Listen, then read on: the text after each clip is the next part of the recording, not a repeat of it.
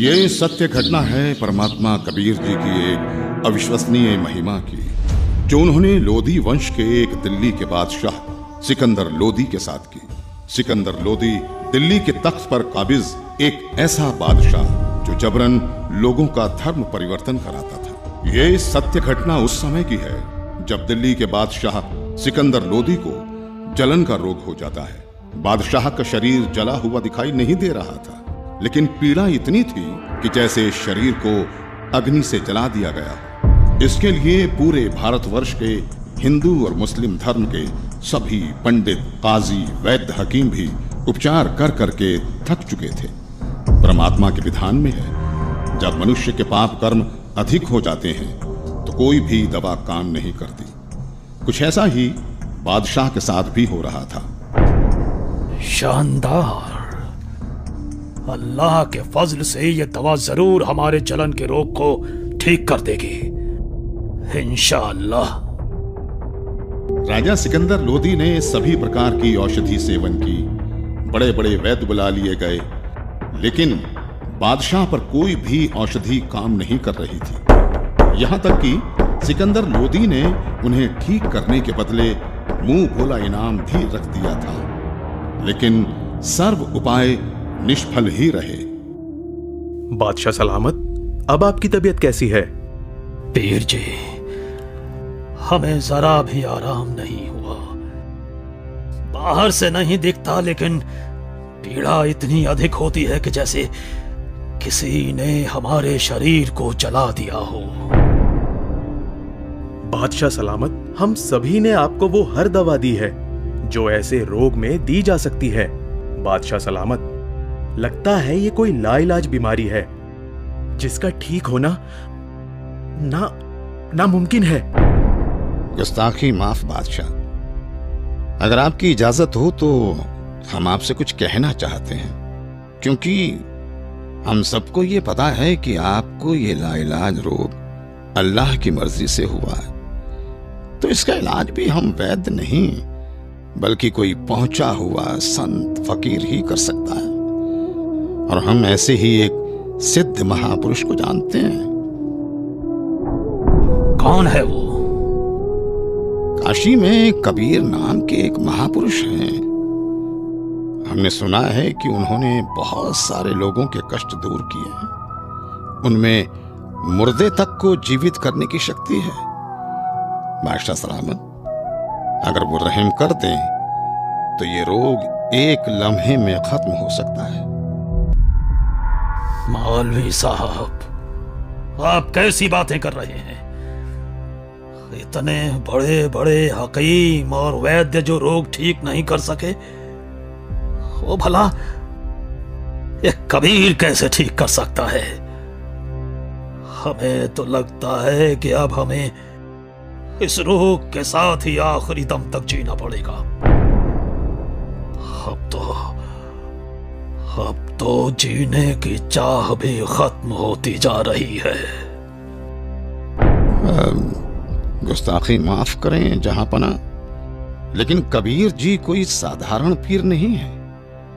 वो चाहें तो कुछ भी कर सकते हैं। ठीक है,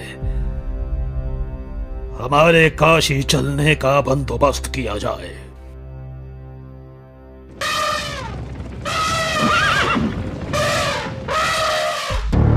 काशी नरेश महाराज वीर देव सिंह बघेल की जय हो। कहो दूत, क्या संदेश लाए हो? काशी नरेश, बादशाह सिकंदर लोधी इस समय अपने जलन के रोग के कारण बहुत परेशान हैं। उन्हें बताया गया है कि यहाँ कबीर नाम के एक महापुरुष हैं जो बादशाह के जलन के रोग को ठीक कर सकते हैं। इसीलिए बादशाह जल्दी ही काशी पधारने वाले हैं। ठीक है, संदेश भिजवा दीजिए। हमें बादशाह के आने का इंतजार रहेगा। महामंत्री जी, बादशाह के स्वागत की तैयारी की जाए। जी महाराज।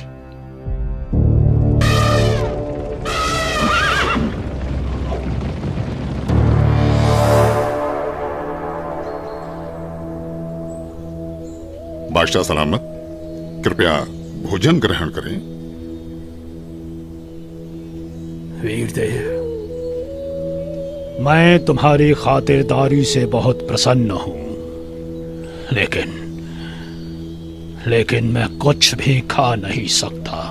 मैं अपने जलन के रोग से बहुत ज्यादा परेशान हूं।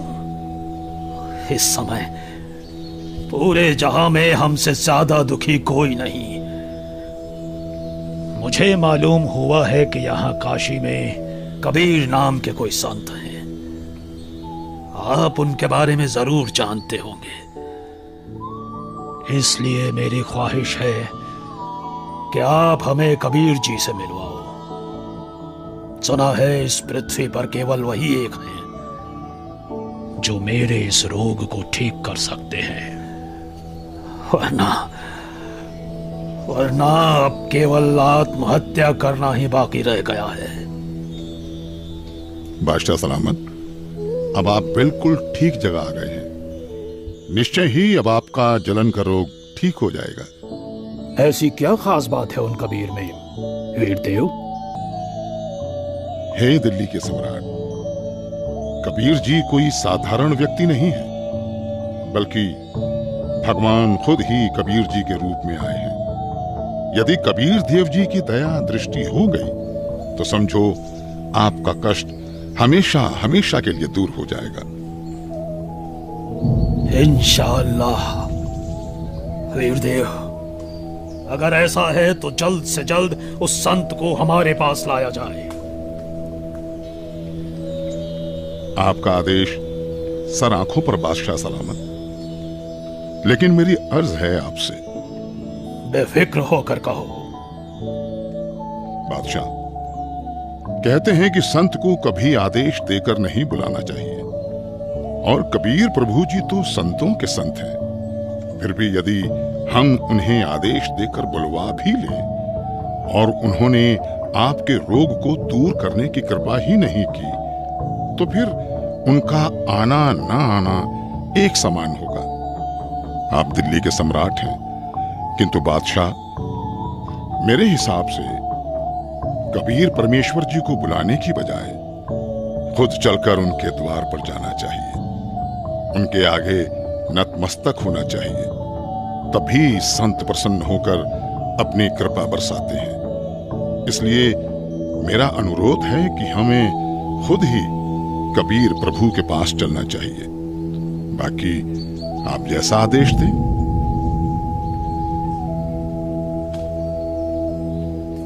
ठीक है, मुझे अभी कबीर जी के घर ले चलो। मैं अभी के अभी कबीर जी से मिलना चाहूंगा। बादशाह सलामत, कबीर प्रभु जी रोज शाम को अपने गुरु रामानंद जी के पास जाते हैं, जहां वो सभी भक्तों के साथ मिलकर आरती किया करते हैं। अभी हमें श्री रामानंद जी के आश्रम ही चलना होगा। इंशाअल्लाह। हे परवरदिगार, लाज रखना। आपके दर्शनार्थ आश्रम की ओर निकल तो पड़े हैं, किंतु वहां तो स्वामी जी ने मुसलमानों का अंदर जाना वर्जित किया हुआ है। दया करना भगवान।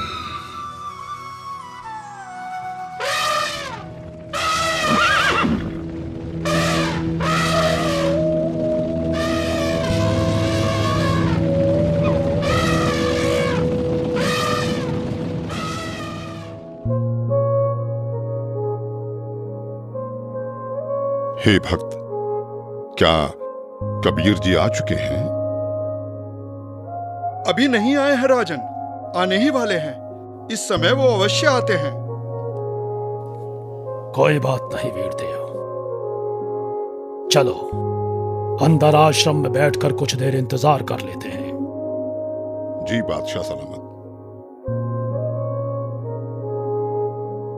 भगत जी, एक बार आप स्वामी रामानंद जी से आज्ञा लेकर आइए कि दिल्ली के बादशाह सिकंदर लोदी आए हैं, आपके दर्शन करना चाहते हैं और कबीर जी से मिलना चाहते हैं। कबीर जी आए तब तक यहां आश्रम में कुछ देर आपके पास बैठना चाहते हैं।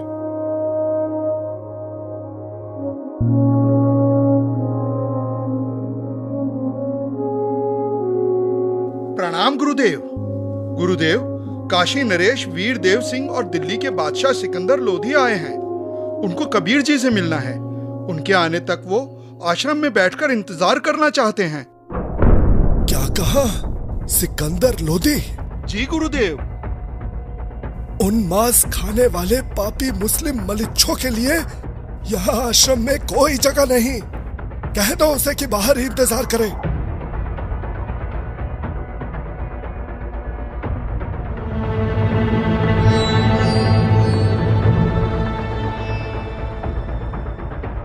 हे राजन, स्वामी जी ने बादशाह को अंदर आने से मना कर दिया है।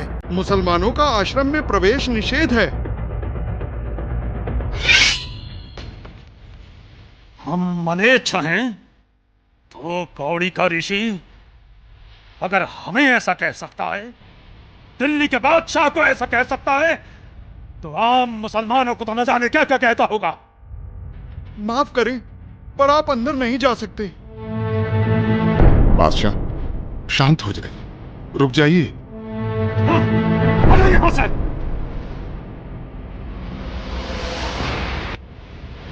रामानंद, हमें काफिर और मलेच्छ कहता है। अभी बताते हैं तुझे कि हम कौन हैं।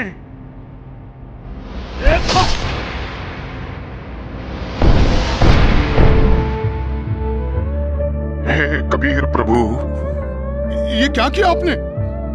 अनर्थ हो गया बादशाह सलामत, अनर्थ हो गया।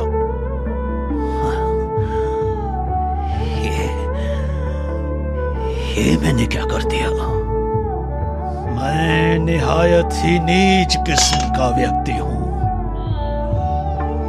वीरदेव आया था अपना रोग ठीक कराने, और जिसके पास आए उसके गुरु को ही मार दिया।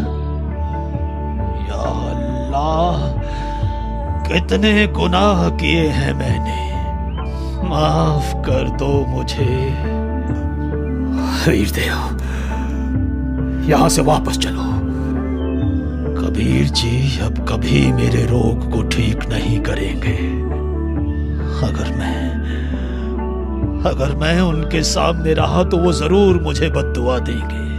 इसलिए यहां से अभी के अभी चलो। जैसा आपको सही लगे बादशाह, चलिए। कबीर प्रभु जी सामने है बादशाह सलामत। दो राजा एक साथ? काशी नरेश और दिल्ली के बादशाह का इस गरीब के पास कैसे आना हुआ? कहो, कैसे आगमन हुआ?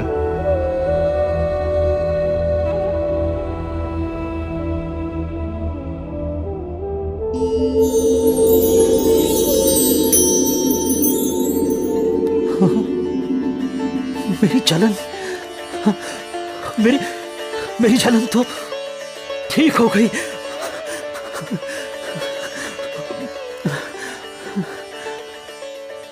हे अल्लाह की ज़ात,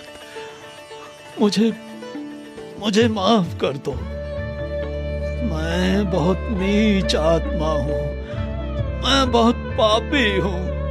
क्या बात है राजन? हे परवरदिगार, जिस उद्देश्य से मैं आया था वो तो आपके आशीर्वाद मात्र से ठीक हो गया। मेरे शरीर में जलन का असाध्य रोग था, जिसका कोई उपचार नहीं हो रहा था। उस भयंकर पीड़ा को आपने पल भर में दूर कर दिया परवरदिगार। लेकिन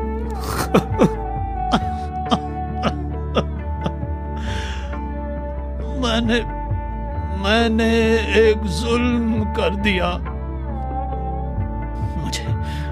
मुझे माफ कर दो परवरदिगार, मुझे माफ कर दो। आप इतने दुख से भरे हुए और डरे हुए क्यों हैं? भगवान, हमें माफ कर दो, माफ कर दो मुझे। ठीक है, मैंने माफ किया। नहीं परवरदिगार, आप मुझे माफ नहीं करेंगे। राजन, आप व्यर्थ में व्याकुल ना हो। मैंने आपको माफ कर दिया। बताओ क्या हुआ? मुझसे एक निहायत ही बड़ा अपराध हो गया है। अगर आप उस अपराध को सुनेंगे तो आप मुझसे खफा होकर मुझे बद्दुआ देंगे और मैं फिर से वैसा ही हो जाऊंगा जैसा यहां आया था। इसलिए मैं खौफजदा हूं। आखिर ऐसा क्या हुआ है बादशाह? रामानंद जी ने काफी तीखे अल्फाज बोले और मेरे पर पहले से ही बादशाह होने का नशा हावी था। मुझे गुस्सा आ गया और मुझसे उनकी हत्या करने का अपराध हो गया। मालिक, आप तो खुद ही अल्लाह की जात हो, सबके जहन की बात जानते हो। बादशाह, सच तो ये है कि कोई किसी को नहीं मारता। स्वामी जी की मौत आज होनी थी और आपके हाथों से ही होनी थी, ये पहले से ही निश्चित था। कोई बात नहीं, मन को दुखी मत करो। जो होना निश्चित था हो गया। लेकिन अब ऐसे मत जाना, स्वामी रामानंद जी का अंतिम संस्कार करवाकर ही वापस जाना, नहीं तो प्रजा आपको बहुत बुरा भला कहेगी।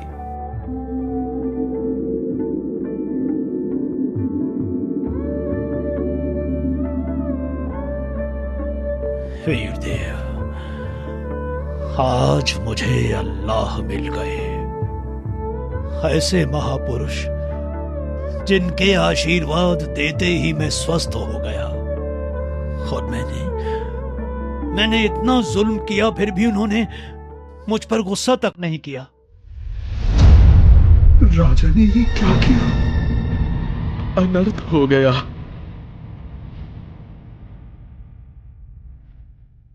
कबीर जी आ गए, कबीर जी आ गए, कबीर जी आ गए, कबीर जी आ गए।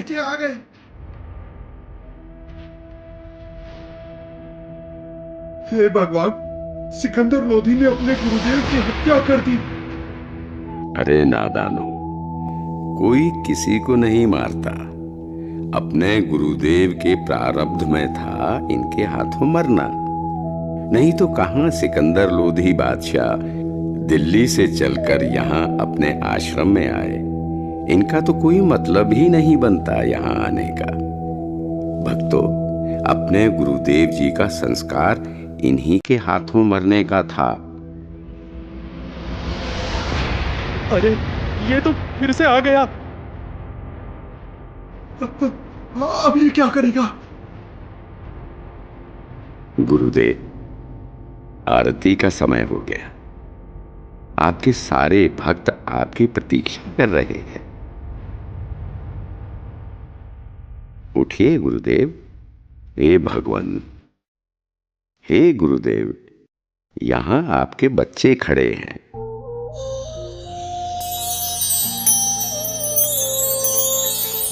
भगवान, बंदी छोड़ कबीर साहेब की जय हो।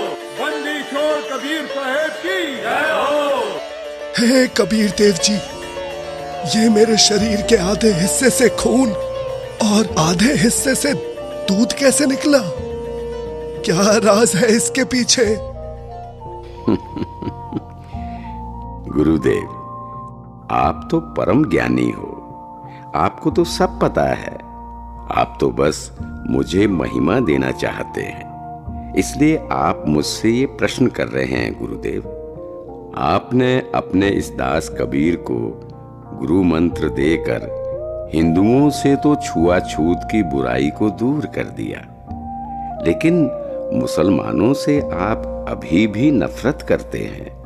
गुरुदेव, कोई भी जाति, धर्म, मजहब बुरा नहीं होता।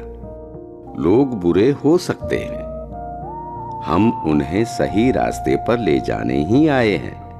हम उनकी बुराई को दूर करेंगे, ना कि उन्हें खुद से दूर करेंगे। आप अभी तक मुसलमानों से नफरत करते हो, आप मुक्ति प्राप्त नहीं कर सकोगे। मैंने तो अपना सारा जीवन ही मुक्ति पाने के मार्ग में लगा रखा है। अब मैं क्या करूं? हे भगवान, मुझ पर दया करो। राजन, मैं तो बहुत ही निकृष्ट इंसान हूं।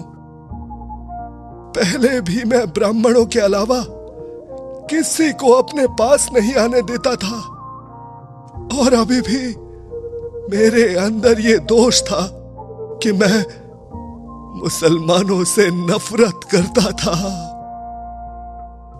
लेकिन आज परमात्मा कबीर जी की कृपा से मेरे मन से ये मैल चला गया। दुनिया के लिए मेरे शिष्य बनकर लीला कर रहे हैं, किंतु सच तो यही है कि ये सर्व सृष्टि रचनहार है, और मैं भी इन्हीं की शरण में हूं। राजन, मैंने तुम्हें बहुत बुरा भला कहा, मुझे क्षमा करना। मुझे माफ करें गुरुदेव, मैं एक नीच इंसान हूं।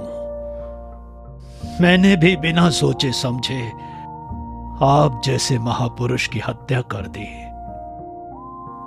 वो तो मेरी खुशकिस्मती है कि आज मुझे परमात्मा कबीर देव जी के रूप में खुद अल्लाह ही मिल गए। मेरा भी न जाने कौन से जन्म का पुण्य फल उदय हुआ कि मुझ नीच को आप कबीर प्रभु मिल गए। मैंने तो अपने आप को मनुष्यों में सर्वश्रेष्ठ मान लिया था, लेकिन आपकी लीला से मुझे पता चला कि मैं तो कितना निकृष्ट था। आपने ये लीला मुझे सतमार्ग पर लाने के लिए ही की है। मैं तो धन्य हो गया। बंदी छोड़ कबीर साहेब की जय हो। बंदी छोड़ कबीर साहेब की जय हो। बंदी छोड़ कबीर साहेब की जय हो। इस तरह परमात्मा कबीर देव जी ने न केवल सिकंदर लोदी बल्कि गुरु रामानंद जी को सतमार्ग दिखाया और उन्हें मुक्ति की तरफ ले गए। ये अनमोल ज्ञान जगत गुरु तत्वदर्शी संत रामपाल जी महाराज के सत्संगों का अंश मात्र है। संपूर्ण आध्यात्मिक ज्ञान के लिए सुनिए संत रामपाल जी महाराज के मंगल प्रवचन।